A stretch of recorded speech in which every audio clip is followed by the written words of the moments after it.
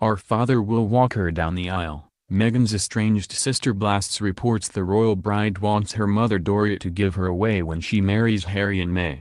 She's planning to throw in some unconventional surprises when she marries Prince Harry in May, but Meghan Markle will be sticking with tradition when it comes to who gives her away, according to her sister.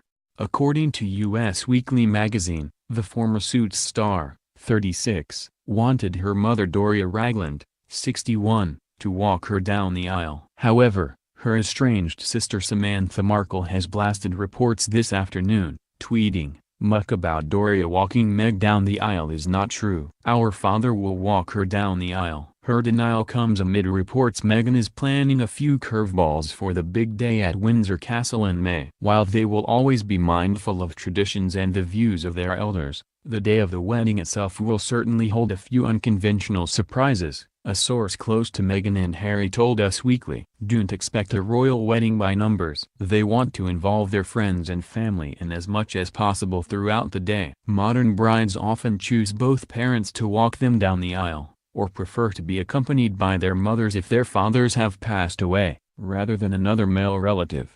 But if Meghan chose Doria to walk her down the aisle, it would represent a major break with tradition. After Kate, Diana and Sophie Wessex were all accompanied by their father.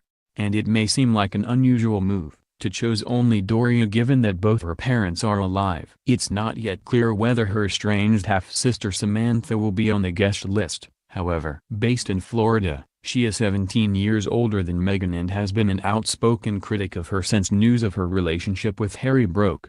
In interviews she has described the actress as a shallow social climber and claimed she shunned her family since making it in Hollywood.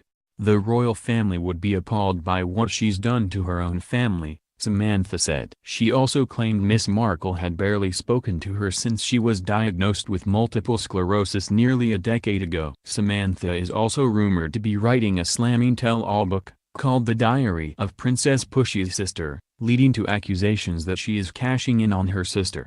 However, she has defended the title and claimed she has always looked out for her younger sister. The title is a mockery of the media, Samantha told the Daily Mail in November.